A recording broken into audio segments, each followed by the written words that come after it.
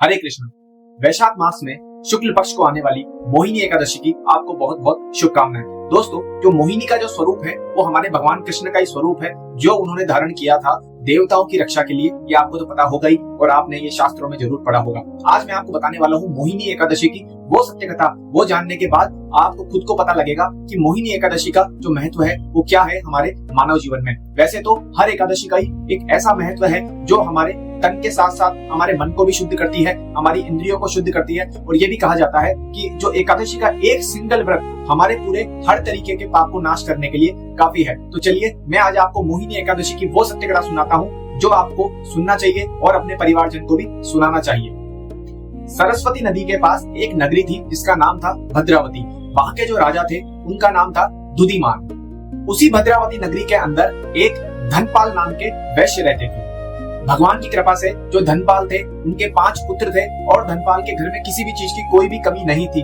और धनपाल अपने आप में एक बहुत ही पुण्य करने वाले इंसान थे। वो बहुत ज्यादा दान देते थे, किसी को भी दुख नहीं पहुंचाते थे, हमेशा दूसरों की मदद करने के लिए तैयार रहते थे। इसीलिए ईश्वर का भी उन पे बहुत ज्यादा आशीर्वाद था। लेकिन आपने सुना ही होगा कि कभी कभी भगवान बहुत ज्यादा परीक्षा लेते हैं। उन्हीं धनपाल वैश्य के 5 पुत्रों में जो सबसे छोटा पुत्र था उसका नाम था दुष्ट बुद्धि। दुष्ट बुद्धि के साथ समस्या ये थी कि जैसा उसका नाम था वैसा ही उसका चरित्र था। वो अत्यंत पाप करने वाला आदमी था। हमेशा वो दूसरे को दुखी पहुंचाता था और हर तरीके का पाप वो करता था, चाहे चोरी हो, चाहे वो और किसी तरीके का नशा करना हो, वो हर तरीके का पाप करता था। इन सब से दुखी होकर के धनपाल वैश्य ने भगवान को ये बोला कि हे ईश्वर, मैंने तो कभी किसी का भी बुरा नहीं किया, फिर मुझे ही ऐसा क्यों पुत्र दिया। और अंत में जब धनपाल वैश्य के पास में कोई भी ऑप्शन नहीं रह गया तो उसने दुखी होकर के अपने उस पुत्र दुष्ट बुद्धि को घर से निकाल दिया। घर से निकालने के बाद जो उसका पुत्र था दुष्ट बुद्धि, वो दर दर की ठोकरें खा रहा था, जंगल जंगल भटक रहा था, भूखा प्यासा डोल रहा था। उसके बाद में उसको ये एहसास हुआ कि मैंने मेरे जीवन के जो अमूल्य पल थे वो पाप करते हुए बिता दिए। और उसको लगा कि अब मुझे इसका प्रायश्चित करना चाहिए। लेकिन उसको प्रायश्चित करने का कोई भी रास्ता नहीं मिल रहा था और वो बहुत ज्यादा दुखी हो रहा था। जंगल में भटकते भटकते वो पहुंचा कौंडिन्य ऋषि के आश्रम में। कौंडिन्य ऋषि के आश्रम में जाने के बाद उसने उनको पहले प्रणाम किया और उसने बताया कि उसने किस तरीके से अपना पूरा जीवन पाप करते हुए बिता दिया।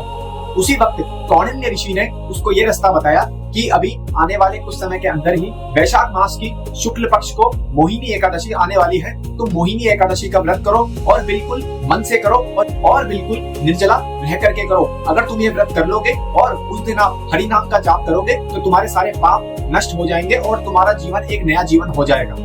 दुष्ट बुद्धि ने ये बात सुनी और वो उसी वक्त उनकी बात सुन करके वहां से चला गया और मोहिनी एकादशी को उसने भगवान हरि नाम का नाम जप करते हुए पूरा दिन उसने उस व्रत को बिल्कुल तन और मन से किया। इसकी वजह से उसकी जो इंद्रियां थी वो बिल्कुल शुद्ध हो गई। उसके मन के अंदर जितना भी पाप था वो निकल गया और उसका जीवन बिल्कुल बदल गया और वो एक पुण्य प्राप्त करता हुआ वो वैकुंठ को प्राप्त हुआ। दोस्तों, ये कथा शास्त्रों में लिखी हुई है। इससे हमें ये सीख मिलती है जो मोहिनी एकादशी है वो आपका जो जीवन है उसको बदलने वाली एकादशी है। कहने का तात्पर्य ये है कि अगर आपने जीवन में कोई भी पाप किए हैं या फिर आपसे गलती से कोई भी पाप हो गए हैं या फिर आपने आपके पास्ट में कोई भी गलती की है तो मोहिनी एकादशी के अंदर इतनी ताकत है कि आप अपनी पुरानी गलतियों से सबक लेकर के आप अपना जीवन सुधार सकते हैं। मोहिनी एकादशी के व्रत का यही सबसे बड़ा फल है कि आपको भगवान कृष्ण अपना आशीर्वाद जरूर प्रदान करते हैं। मोहिनी एकादशी के दिन आप सुबह उठें, नहाएं धोएं और तुलसी माता की आरती करें, भगवान की आरती करें और आप हरि नाम का संकीर्तन जरूर करें। संकीर्तन करने के बाद आप भगवान कृष्ण को